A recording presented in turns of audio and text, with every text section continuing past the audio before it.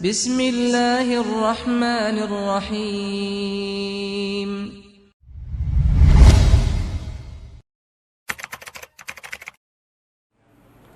Bismillahirrahmanirrahim.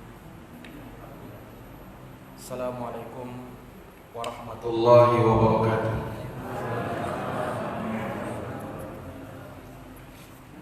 Alhamdulillah. Alhamdulillahi ala ihsani wa syukru lahu ala taufiqihi wa amtinani. Asyhadu an la ilaha illallah wahdahu la syarika lah ta'ziman li sya'nih wa asyhadu anna Muhammadan abduhu wa rasuluh.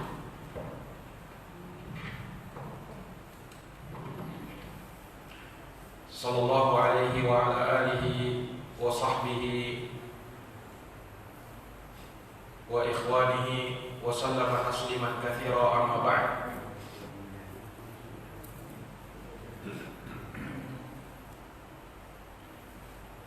Subhanaka la ilma lana illa ma 'allamtana innaka antal alimul hakim. Allahumma 'allimna ma yanfa'una wanfa'na bima 'allamtana wa zidna ilma ya rabbal alamin.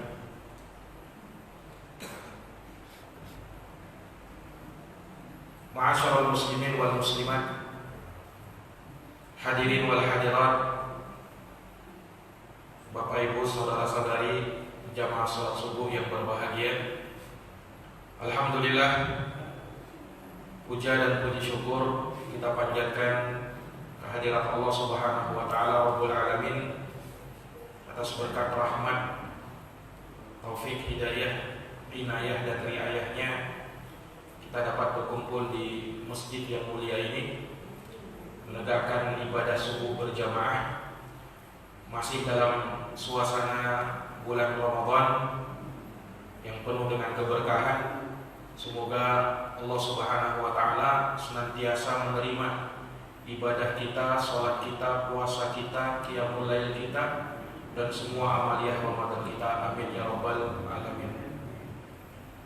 Salawat dan salam semoga terhaturkan, terlimpahkan, tercurahkan, terkirimkan kepada uswah dan qudwah kita Nabi besar Muhammad sallallahu alaihi wasallam, kepada keluarga, para sahabat, serta orang-orang yang senantiasa meniti jalannya sampai hari kiamat. Bapak Ibu dan saudara-saudari jamaah salat subuh yang berbahagia, insyaallah taala di kesempatan subuh hari ini melanjutkan dari pembahasan sirah, sejarah hidup kepahlawanan 4 khalifah Nabi sallallahu alaihi wasallam. Telah kita singgung Khalifah Abu Bakar, kisah singkat dari beliau. Kemudian juga Khalifah Umar sudah kita singgung juga di pertemuan sebelumnya. Maka di kesempatan subuh hari ini kita akan menyinggung Khalifah yang berikutnya, yaitu Ali bin Abi Thalib radhiyallahu taala anhu. Para hadirin yang dirahmati dan dimuliakan oleh Allah, 4 khalifah Nabi sallallahu alaihi wasallam ini, Abu Bakar, Umar, Utsman dan Ali, merupakan sahabat terbaik Rasulullah sallallahu alaihi wasallam. Sampai-sampai Nabi sallallahu alaihi wasallam ketika memberikan wasiat kepada para sahabat, memberikan wasiat kepada umatul Islam secara umum, maka wasiatnya Rasulullah sallallahu alaihi wasallam, "Alaikum bisunnati wa sunnatil khulafa'ir rasyidin al-mahdiyyin min ba'di. Abdu 'alaiha bin nawajid."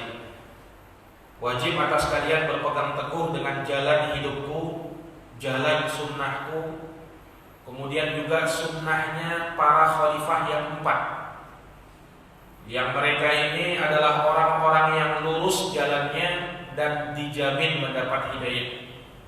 Mereka lah Abu Bakar, Umar, Utsman dan Ali ridwanullah alaihim ajma'in.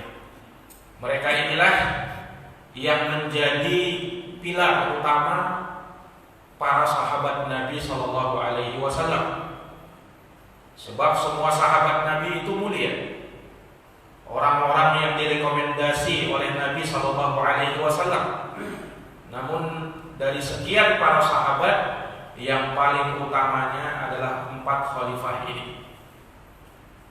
Para jamaah yang dirahmati dan dimuliakan oleh Allah Subhanahu wa taala. Allah Subhanahu wa taala telah melihat ke dalam hati para sahabat, ke dalam hati manusia secara umum, hamba-hamba Allah. Maka Allah melihat ternyata hati Nabi kita Muhammad sallallahu alaihi wasallam adalah sebaik-baik hati manusia. Maka Allah Subhanahu wa taala pilih beliau untuk mengemban risalah dan mengutus beliau sebagai nabi dari sisi Allah Subhanahu wa taala. Setelah itu Allah melihat lagi ke dalam hati-hati para hambanya, ternyata didapatkan bahwa hati para sahabat adalah sebaik-baik hati manusia. Maka Allah Subhanahu wa taala pilih para sahabat Nabi, orang-orang yang mendampingi Rasulullah SAW di dalam memperjuangkan agama yang mulia ini. Maka mereka adalah pilihan-pilihan Allah. Mereka adalah orang-orang yang terpilih dari umat ini untuk bisa menjadi pendamping, orang yang menolong dan mendukung dakwah Rasulullah Sallallahu Alaihi Wasallam. Nah, terutama yang terdepannya adalah 4 sahabat Nabi ini. Maka tidak diragukan 4 ini yang paling mulianya. Al-Imam Abu Hanifah pernah berkata, afdhalun nasi ba'da Rasulillah sallallahu alaihi wasallam Abu Bakrin wa Umar wa Uthman wa Ali.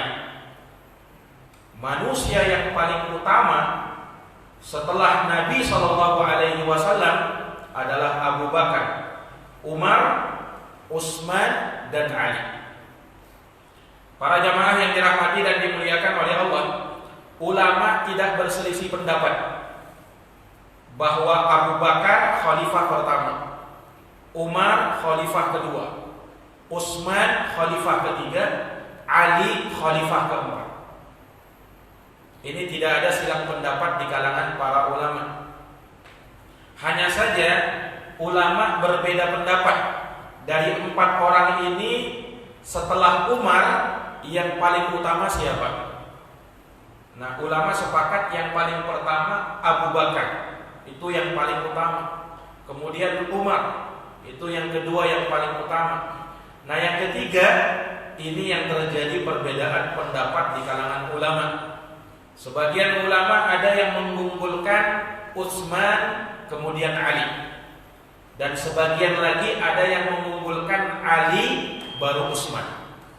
Nah, ini terjadi perbedaan silang pendapat di kalangan para ulama. Mana yang lebih utama, Ali kah atau Utsman?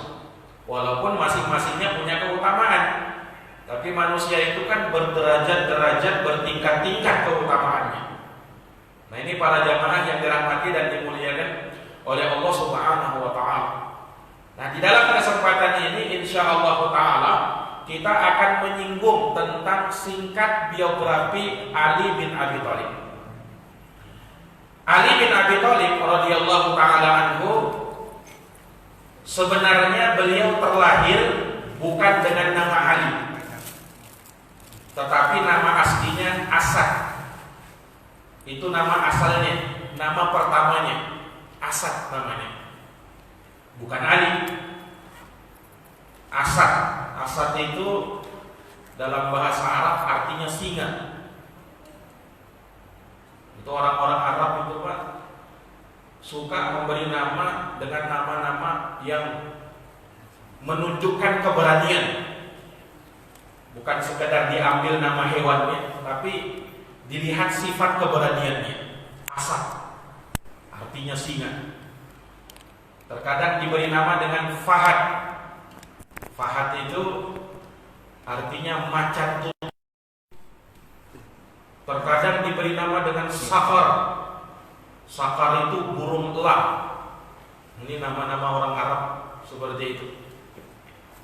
Nah, Ali ini asalnya namanya Asad. Nah, bagaimana sejarahnya? Jadi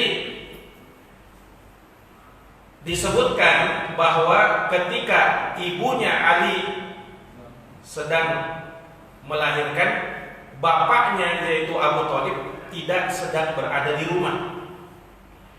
Jadi karena satu dan lain hal, karena suatu keperluan, Abu Thalib berada di luar rumah. Istrinya melahirkan. Ketika lahir, istrinya langsung memberi nama Asad. Ini anakku ini namanya Asad, tanpa diberitahukan kepada suaminya Abu Thalib. Ketika Abu Thalib datang, sangat gembira lahir putranya, ya. Tapi ketika mendengar namanya Asad, Abu Thalib tidak suka. Abu Thalib ganti namanya, tidak usah Asad, saya lebih suka dengan nama Ali. Maka semenjak itulah beliau dikenal bukan dengan nama Asad, tapi dengan nama Ali bin bapaknya Abu Thalib, Ali bin Abu Thalib. Para jamaah yang dirahmati dan dimuliakan oleh Allah, Ali bin Abi Thalib ini lahir 10 tahun sebelum kenabian. Ali bin Abi Thalib ini lahir 10 tahun sebelum kenabian. Nabi diangkat menjadi seorang nabi dan rasul umurnya ketika itu 40 tahun. Umurnya ketika itu 40 tahun. Nah, berarti umurnya Ali terpaut dengan Nabi 30 tahun. Ali lebih muda tentunya. Para jamaah yang dirahmati oleh Allah, Ali bin Abi Thalib ini siapanya Nabi? Ali bin Abi Thalib ini sepupunya Nabi Sallallahu Alaihi Wasallam. Karena Abu Thalib bersaudara dengan bapaknya Nabi Abdullah, saudara kandung. Nah, maka Ali bin Abi Thalib, Abu Thalib pamannya Nabi, berarti Ali sepupunya Nabi, anak pamannya Nabi. Ini yang pertama. Dan beliau juga sekaligus sebagai menantunya Nabi Sallallahu Alaihi Wasallam. Karena Ali bin Abi Thalib menikah dengan putri Nabi yang bernama Fatimah radhiyallahu anha. Menikah dengan Fatimah. Dari pernikahan mereka lah terlahir 2 cucu Rasulullah Sallallahu Alaihi Wasallam yang bernama Hasan dan Husain. Dari mereka inilah terlahir keturunan-keturunan Nabi Sallallahu Alaihi Wasallam sampai pada hari ini. Dari keturunan si Hasan dan Husain, yang mereka ini dinobatkan oleh Nabi Sallallahu Alaihi Wasallam sebagai Sayyidu Syababi Ahlil Jannah. Hasan dan Husain kata Nabi adalah pimpinan para pemuda penghuni surga. Anaknya Ali bin Abi Thalib, Hasan dan Husain, cucunya Rasulullah Sallallahu Alaihi Wasallam. Para jamaah yang dirahmati dan dimuliakan oleh Allah, Ali bin Abi Thalib punya julukan, punya nama sapaan, nama panggilan, atau yang dikenal dengan kunyah. Kunyah ini hukumnya sunnah, Pak. Imam Nawawi dalam kitabnya Raudhatul Thalibin berkata, disunnahkan, kata beliau, memanggil orang yang mulia dengan nama kunyah. Nah, disunnahkan, baik dia laki-laki maupun perempuan. Itu kata Imam Nawawi. Jadi orang yang bernama kunyah, punya nama kunyah, kalau laki-laki berawalan Abu, kalau perempuan berawalan Ummu, nah ini bukan semata kearab-araban, tidak. Tapi itu sunnahnya Nabi.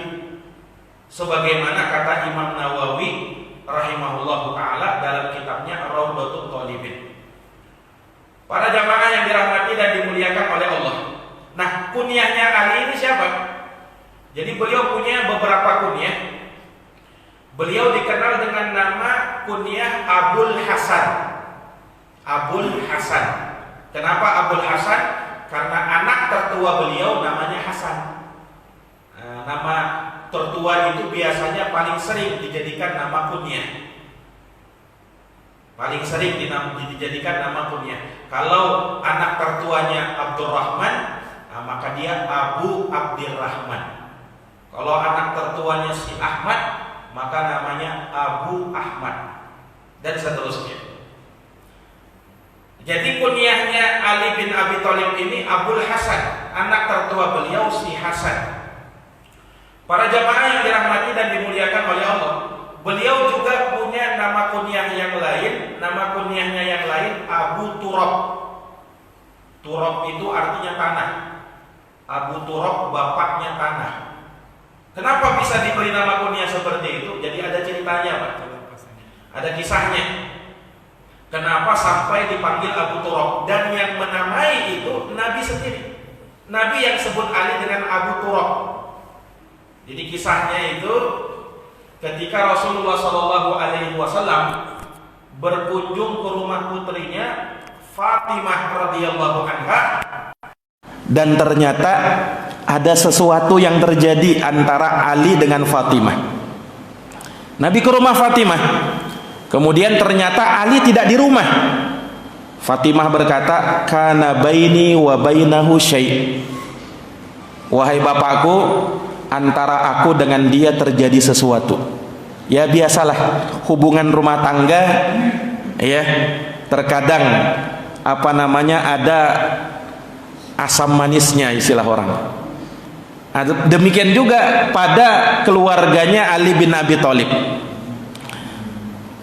Maka Ali pun dicari oleh Nabi SAW. Nabi tidak nanya-nanya ada apa kejadiannya, bagaimana, enggak. Nah, inilah termasuk dari sesuatu yang diajarkan. Kalau terjadi perselisihan rumah tangga itu jangan langsung diberitahukan, disebarkan kemana-mana. Sampai pun kepada orang tua sendiri, jangan dulu. Kalau masih bisa diselesaikan bersama-sama. Nah, Nabi pun demikian. Nabi tidak tanya-tanya atau Nabi langsung bela putrinya, tidak. Terjadi masalah di antara mereka, ya sudah, mereka bisa selesaikan dulu. Jangan dulu ikut campur orang lain. Dan subhanallah, Ali bin Abi Thalib ketika itu tidak ada di rumah dan beliau pergi ke masjid. Nah, ini juga pelajaran, Pak. Kalau ada masalah itu bukan pergi ke tempat lain, pergi ke masjid. Nah, di masjid dia bisa menemukan solusi, bermunajat kepada Allah, minta solusi jalan keluar dari masalah yang dihadapinya. Dan Ali bin Abi Thalib ketika itu sedang di masjid. Para jamaah yang dirahmati dan dimuliakan oleh Allah. Nah, ketika itu Ali bin Abi Thalib sedang rebahan, sedang tidur-tiduran di masjid. Maka dilihat oleh Nabi SAW, dan ketika itu kan masjid itu tidak seperti sekarang. Masjid itu tanah, Pak. Iya. Orang berbaring di situ ya tentunya bajunya berlumuran dengan tanah. Nabi lihat Ali sedang rebahan, Ali sedang tiduran di masjid. Dan ketika itu badannya Ali dipenuhi dengan tanah, dengan pasir. Maka Nabi bangunkan Ali. Nabi bersabda, "Qum ya Aba Turab." Bangun wahai Abu Turab. Jadi karena Nabi lihat badannya Ali berlumuran dengan tanah, Nabi langsung berikan julukan Abu Turab. Qum ya Aba Turab. Maka semenjak itu Ali bin Abi Thalib juga dikenal dengan julukan nama kunyah Abu Turab. Dan Ali sebenarnya suka dengan kunyah ini karena Nabi yang langsung kasih, Nabi yang langsung berikan. Ini para jamaah. Dan beliau ada nama kunyah yang ketiga. Nama kunyahnya yang ketiga Abu Sibtaini, bapak dari dua cucunya Rasulullah, Hasan dan Husain. Nah, jadi Ali bin Abi Thalib itu punya tiga kunyah: Abul Hasan, Abu Turab, Abu Sibtaini. Para jamaah yang dirahmati dan dimuliakan oleh Allah, bagaimana awal kedekatan Nabi dengan Ali bin Abi Thalib? Jadi disebutkan pada suatu tahun di kota Mekah ketika itu terjadi musim paceklik yang sangat parah di kota Mekah. Maka di saat itu banyak orang-orang yang kelaparan, terjadi kemiskinan di mana-mana. Musim paceklik, ya, hewan-hewan ternak pada mati. Nah, sehingga membuat sulit penduduk Makkah tatkala itu. Maka keluarga Bani Hashim, ini keluarganya Rasulullah SAW, dikenal dengan Bani Hashim. Mereka berkumpul membahas kondisi saat ini, dan mereka ingin bagaimana bisa membantu saudara mereka. Dan Nabi SAW ketika itu ada di situ sebelum diangkat menjadi Nabi dan Rasul tatkala itu. Maka dirembukkanlah, dimusyawarahkanlah, kira-kira dari keluarga kita siapa yang paling kesulitan ini. Dan didapati Abu Thalib lah orang yang paling kesulitan. Nah, Abu Thalib ini sebenarnya pemuka Arab, pemuka suku Quraisy tatkala itu. Tetapi beliau ini orangnya sudah sangat tua, anaknya banyak, dan memang kondisi ekonominya lagi sulit ketika itu. Tidak musim paceklik saja sudah sulit, apalagi saat musim paceklik. Maka akhirnya mereka pun sepakat untuk meringankan bebannya Abu Thalib. Bagaimana kalau kita ambil, kita rawat anaknya Abu Thalib untuk meringankan bebannya. Anaknya banyak. Maka ketika itu ya sahabat atau pamannya Nabi SAW yang bernama Al-Abbas, ya, beliau mengacungkan tangannya siap memelihara satu dari anaknya Abu Thalib. Demikian pula Abbas ketika itu mengambil si Thalib, yakni anaknya Abu Thalib yang bernama Thalib yang paling tua. Al-Abbas siap untuk menanggung dan memelihara Thalib. Kemudian Hamzah juga siap menanggung satu dari anaknya Abu Thalib yang bernama Ja'far. Dan Nabi sendiri juga mengacungkan tangannya siap memelihara, menanggung salah satu putranya Ali bin Abi Thalib, dan yang beliau pilih tatkala itu adalah Ali bin Abi Thalib. Maka semenjak itulah Ali bin Abi Thalib sangat dekat dengan Nabi. Karena Nabi SAW yang nafkahi Ali bin Abi Thalib ini. Sangat dekat dengan Nabi SAW. Kemanapun Nabi pergi, Ali bin Abi Thalib selalu bersama Nabi. Kemanapun Nabi SAW pergi, Ali bin Abi Thalib selalu menyertai Rasulullah SAW. Para jamaah yang dirahmati dan dimuliakan oleh Allah, makanya tidak heran kalau Ali bin Abi Thalib termasuk orang-orang yang pertama masuk Islam. Ulama mengatakan orang pertama masuk Islam itu, ya, kalau dari kalangan orang tua, bapak-bapak adalah Abu Bakar. Kalau dari kalangan wanita, istri beliau sendiri Khadijah radhiyallahu anha. Dari kalangan anak-anak, yang pertama masuk Islam adalah Ali bin Abi Thalib. Disebutkan dalam riwayat, ada dua riwayat, ada yang menyebutkan Ali ini masuk Islam ketika umur 6 tahun. Dan sebagian riwayat lain menyebutkan ketika Ali umurnya 8 tahun. Ada dua riwayat. Yang jelas masih anak-anak, belum balik Ali bin Abi Thalib tatkala itu. Tapi subhanallah, Allah berikan kepada beliau hidayah dan kecerdasan. Jadi ketika Ali mau masuk Islam, Nabi SAW perintahkan Ali untuk laporan dulu sama bapaknya. Wahai Ali, kau kasih tahu dulu bapakmu Abu Thalib kalau kamu mau masuk Islam. Kata Ali bin Abi Thalib, subhanallah, beliau langsung berkata begini kepada Nabi, ya Rasulullah, apakah Allah ketika menciptakan saya izin dulu kepada bapak saya? Kan tidak. Maka saya tidak perlu izin ya Rasulullah kepada bapak saya. Saya langsung masuk Islam ini. Subhanallah. Ini Ali bin Abi Thalib. Para jamaah yang dirahmati dan dimuliakan oleh Allah Subhanahu wa taala. Dan beliau juga disebutkan sangat dekat dengan Nabi sallallahu alaihi wasallam.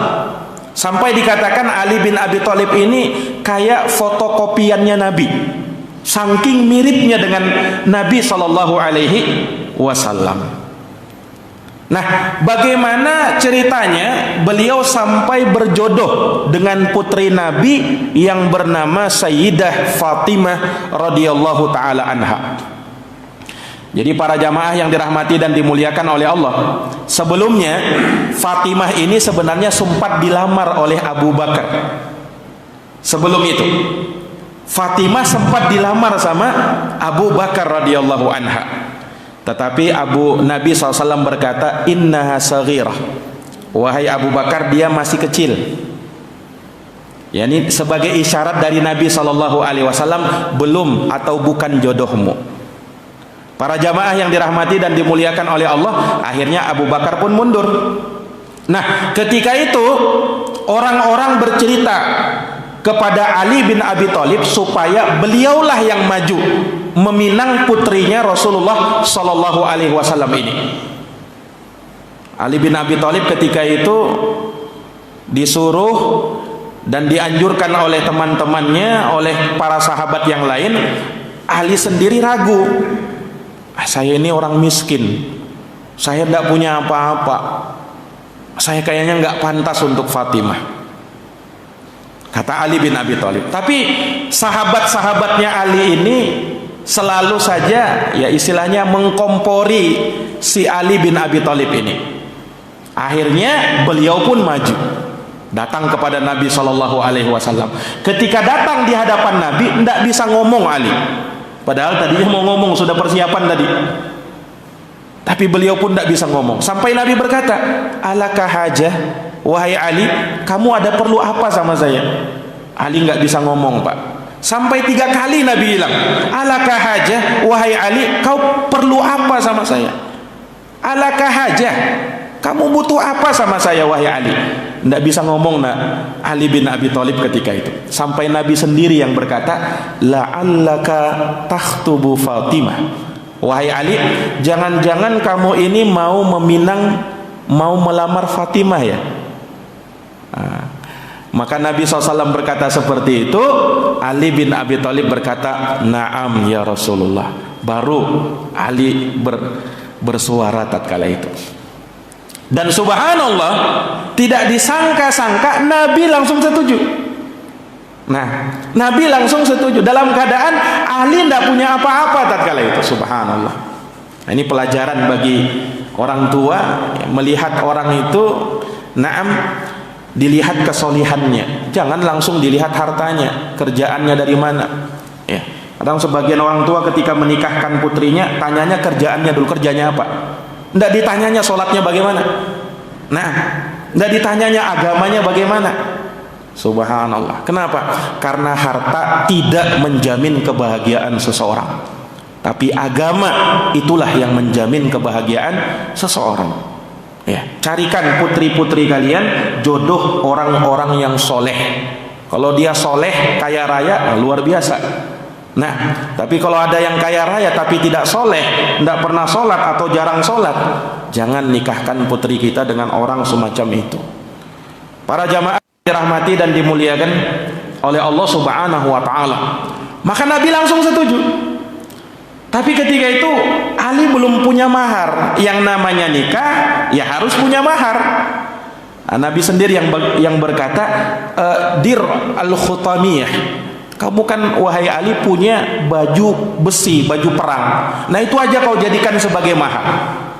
Jadi maharnya Ali bin Abi Thalib untuk Fatimah baju perang ketika itu. Maka itulah yang diberikan kepada Fatimah, dan menikahlah putri Rasulullah SAW ini dengan Ali bin Abi Thalib. Maka semenjak itu beliau menjadi menantunya Rasulullah Sallallahu Alaihi Wasallam. Para jamaah yang dirahmati dan dimuliakan oleh Allah Subhanahu wa Ta'ala, Ali bin Abi Thalib dikenal sebagai sahabat yang pemberani. Beliau dikenal keberaniannya, dan itu nampak. Jadi pernah Ali bin Abi Thalib ini ditugaskan oleh Nabi tugas yang berat. Apa itu? Tugas berat yang diperintahkan oleh Nabi kepada beliau ketika Nabi ini mau hijrah ke Madinah. Karena desakan intimidasi ya dari orang-orang kafir Quraisy tatkala itu, sehingga Nabi harus berhijrah ke Madinah. Nah, dalam kondisi orang-orang Arab Quraisy ini sudah ingin membunuh Rasulullah sallallahu alaihi wasallam. Mereka utus orang-orang yang hebat dari berbagai suku, masing-masing bawa pedang untuk memenggal lehernya Rasulullah sallallahu alaihi wasallam. Namun apa yang terjadi? Wa makaru wa makarallah wallahu khairul makirin. Mereka membuat makar, Allah balas makar tipu daya mereka. Apa yang terjadi? Di saat itu Allah perintahkan Nabi untuk berhijrah dalam kondisi rumahnya Nabi sudah dikepung, sudah siap. Kalau Nabi keluar ini langsung dipenggal lehernya. Tapi Allah butakan mata-matanya orang-orang Arab Quraisy, kafir Quraisy yang ingin membunuh Nabi SAW ketika itu. Dibutakan matanya sehingga Nabi keluar, mereka dalam keadaan tidak melihat Nabi SAW hijrah. Subhanallah. Nah, ketika itu Nabi perintahkan Ali, wahai Ali, kamu datang ke tempatku, tidur di kasurku.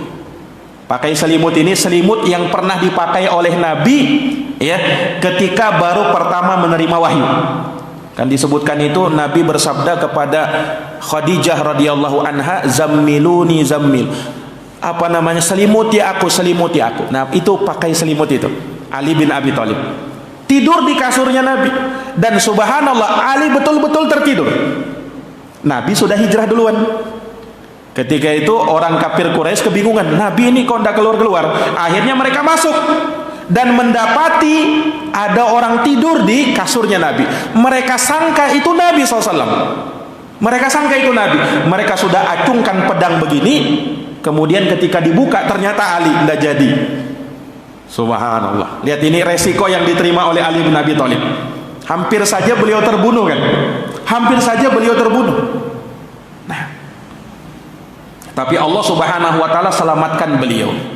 Nah, dan Ali bin Abi Thalib diperintahkan oleh Nabi untuk mengembalikan barang-barang orang kafir Quraisy yang dititipkan kepada Nabi.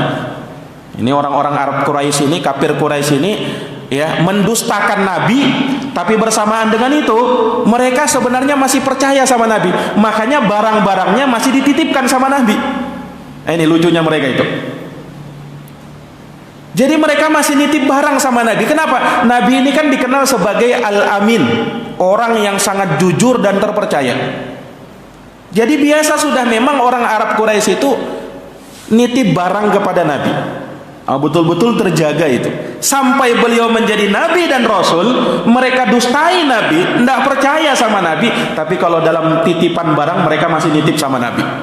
Makanya ketika Nabi hijrah, Nabi suruh Ali bin Abi Thalib, wahai Ali, ini barang-barangnya kafir Quraisy, ini barangnya si Fulan, ini barangnya si Alan, ini barangnya si Fulan, ini barangnya si Alan, kembalikan kepada mereka.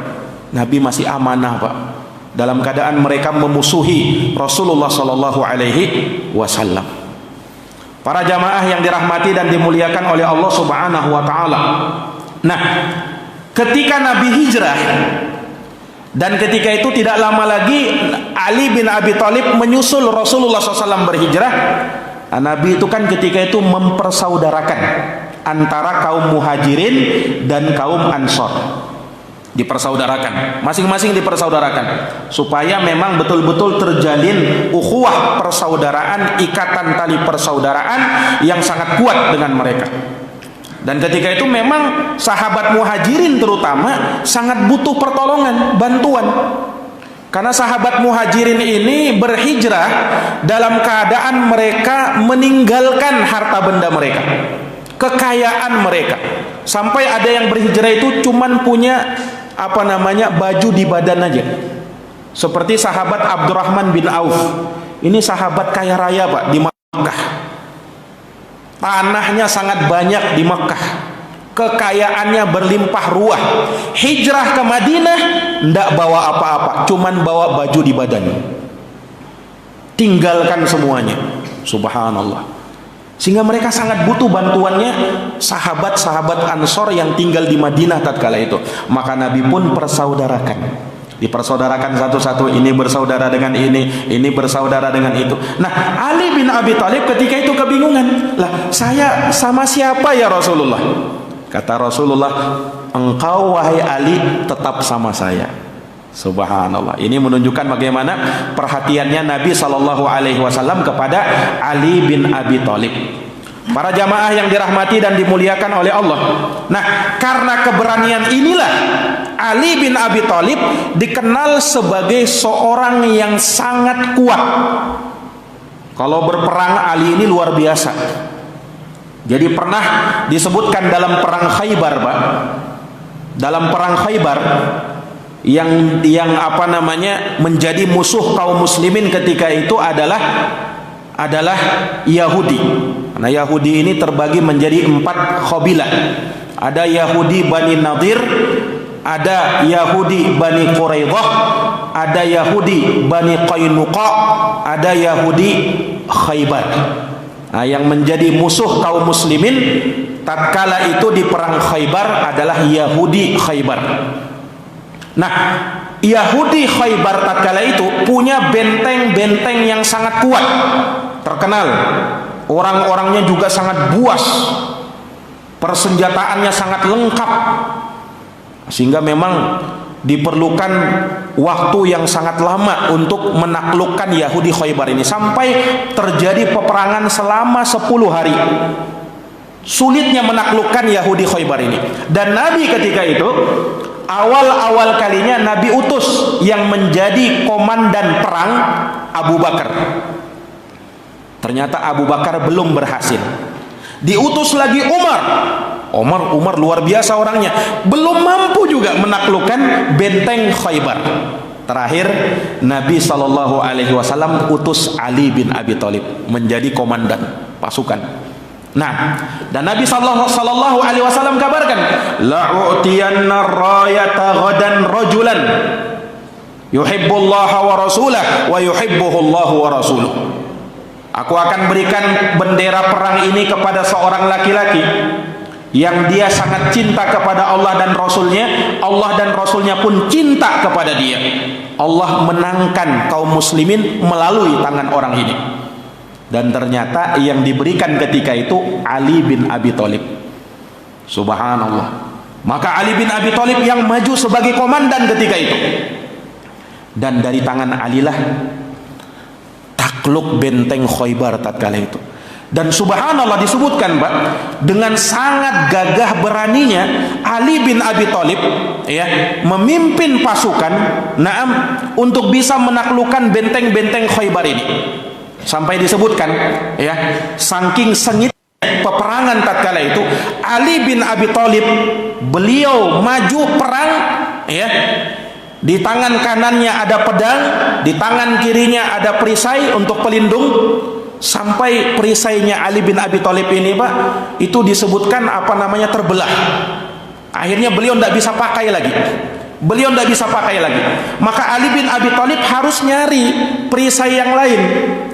Tidak ada ketika itu perisai beliau. Beliau sangat sibuk dalam peperangannya, sengit ketika itu. Sampai yang beliau ambil itu pintu benteng Khaybar itu dicabut sama Ali bin Abi Thalib, dijadikan perisainya. Perisainya. Orang-orang, Pak, melihat Ali itu sampai keanehan melihat Ali. Luar biasanya Ali ini. Yang dijadikan perisainya itu pintu, bukan pintu kayak pintu kita, bukan. Pintu benteng. Tentunya kalau pintu benteng itu kan bagaimana itu? Nah, sampai disebutkan oleh sahabat, itu perisai itu diangkat oleh Ali dengan satu tangan kirinya untuk melindungi beliau. Nah, ini setelah selesai perang, itu kami angkat beberapa orang, kami tidak sanggup mengangkatnya, kata sahabat yang lain. Nah, Ali cuman sendirian, pakai tangan kiri saja lagi. Luar biasa Ali ini. Nah, ini para jamaah sekalian. Nah, ini menunjukkan bagaimana gagah beraninya beliau di medan perang. Nah, Dan dengan sebab itulah Allah Subhanahu wa taala memenangkan kaum muslimin melalui tangannya Ali bin Abi Thalib radhiyallahu taala anhu. Para jamaah yang dimuliakan oleh Allah Subhanahu wa taala, Ali bin Abi Thalib ini juga selain dikenal sebagai orang yang kuat, beliau juga dikenal sebagai sahabat yang sangat zuhud. Orangnya sederhana. Sampai beliau ketika menjadi khalifah, Pak, beliau menjadi khalifah, beliau sangat perhatian, ya. Kalau mau belanja beliau ndak utus, ini khalifah ini. Beliau ndak utus seseorang ya untuk membelanjakan, beliau ndak, tapi beliau yang sendiri pergi. Beliau ke pasar. Sampai orang-orang tanya, menawarkan bantuan, wahai Ali, engkau ini khalifah, biar kami yang bantu. Ndak, kata beliau. Aku sebagai kepala rumah tangga, aku yang bertanggung jawab untuk hal yang semacam ini. Maka beliau itu kalau belanja ke pasar, beliau pergi sendiri. Tidak dikawal ya oleh orang-orang, padahal khalifah ini. Subhanallah. Ini para jamaah yang dirahmati dan dimuliakan oleh Allah Subhanahu wa taala. Ya, dan beliau sangat menjaga ya uang negara yang masuk. Pernah disebutkan dalam riwayat, ketika datang harta rampasan perang, ya, datang harta ya yang diberikan kepada kaum muslimin, maka Ali bin Abi Thalib langsung bagi-bagikan kepada kaum muslimin. Datang salah seorang putri Nabi yang bernama putrinya Ali bin Abi Thalib yang bernama Ummu Kulthum, minta jatah bagian juga. Ditahu sama Ali bin Abi Thalib. Akhirnya Ali bin Abi Thalib katakan kepada juru tulisnya untuk menulis, itu yang diambil oleh putriku nanti saya bayar. Subhanallah. Beliau tidak mau ngambil harta negara walaupun itu untuk putrinya, dan walaupun pada dasarnya beliau juga boleh untuk memberikan kepada putrinya, tapi saking menjaganya beliau radhiyallahu anhu sampai seperti itu. Luar biasa. Ini para jamaah yang dirahmati dan dimuliakan oleh Allah Subhanahu wa taala. Beliau sebagai khalifah, tetapi pakaiannya ada yang ditembel. Itu Ali bin Abi Thalib. Saking zuhudnya beliau. Beliau sangat mementingkan rakyatnya, ya. Beliau tidak tega kalau beliau enak sendiri sementara rakyatnya sengsara. Ini pemimpin yang luar biasa seperti ini. Jarang ada pemimpin yang semacam ini, seperti Ali bin Abi Thalib radhiyallahu taala anhu. Para jamaah yang dirahmati dan dimuliakan oleh Allah, singkat cerita, sampai pada akhirnya beliau radhiyallahu taala anhu wafat, dan wafatnya beliau dibunuh oleh seorang khariji yang bernama Abdurrahman bin Muljam. Yang membunuh Ali bin Abi Thalib namanya Abdurrahman bin Muljam, seorang yang pemikirannya diterjangkiti dengan pemikiran Khawarij, yakni Islam, tetapi pemikirannya ya kalau zaman sekarang kayak teroris, selalu mudah mengkafirkan kaum muslimin. Si Abdurrahman bin Muljam inilah yang membunuh Ali bin Abi Thalib ketika Ali bin Abi Thalib keluar untuk sholat subuh. Ali bin Abi Thalib tidak biasa pakai pengawal, Beliau pergi sendiri.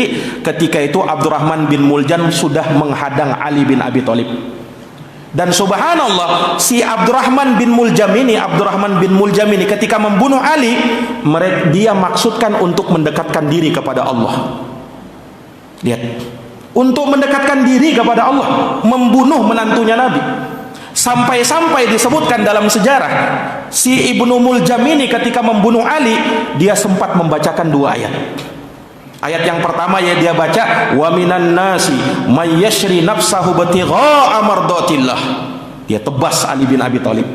Ayat yang kedua yang dia baca ya, yang menunjukkan hukum itu hanya milik Allah. Inil hukmu illa lillah. Tidak ada hukum kecuali milik Allah. Jadi betul-betul yakin dengan kesesatannya itu. Lihat, jadi ada sebagian orang punya pemikiran seperti itu, Pak. Punya pemikiran seperti itu. Padahal yang dibunuh orang yang terbaik tatkala itu. Dan subhanallah, Ibnu Muljam ketika dieksekusi oleh kaum muslimin itu dalam keadaan berzikir kepada Allah. Dalam keadaan berzikir kepada Allah, Ibnu Muljam ini. Lihat, orang yang sudah disesatkan seperti itu. Terkadang ada orang yang tersesat, dia berada di dalam agama, bukan di atas kemaksiatan. Ada orang yang seperti itu. Contohnya si Ibnu Muljam ini, membunuh orang yang terbaik tatkala itu dia inginkan supaya dekat sama Allah. Inilah talbis iblis. Ada orang yang disesatkan, ya, dia berada di atas agama. Kenapa? Orang ini tidak bisa sesat kalau disesatkan di atas maksiat. Dia sudah kuat, kokoh dia. Nah, bagaimana caranya? Kasih syubhat. Pemikiran yang menyimpang, gulu berlebih-lebihan dalam agama. Orang terkadang disesatkan dari jalur yang seperti ini juga. Nah, sampai pada akhirnya Ali bin Abi Thalib pun wafat dalam peristiwa tersebut, dan beliau menjadi seorang yang syahid di jalan Allah Subhanahu wa taala. Beliau keluar mau sholat subuh. Nah, ini meninggal yang sangat indah, mau beribadah kepada Allah, kemudian dihadang, dibunuh oleh orang-orang zolim tatkala itu, dan beliau meninggal dalam keadaan syahid di jalan Allah Subhanahu wa taala. Para jamaah yang dirahmati dan dimuliakan oleh Allah, sebenarnya sangat banyak kisah-kisah tentang Ali bin Abi Thalib ini, namun waktu yang membatasi. Mudah-mudahan apa yang sedikit ini bisa menjadi pelajaran bagi kita. Kita ambil hikmahnya, kita ambil pelajarannya, semoga bisa bermanfaat dalam hidup kita, dalam kehidupan kita sehari-hari. Jazakumullahu khairan atas perhatiannya. Mohon maaf atas segala kekurangannya. Hadanallahu wa iyyakum ajma'in. Subhanakallahumma wa bihamdika asyhadu an la ilaha illa anta astaghfiruka wa atubu ilaik. Subhana rabbika rabbil izzati amma yasifun wa salamun alal mursalin walhamdulillahi rabbil alamin. Wassalamu alaikum warahmatullahi wabarakatuh.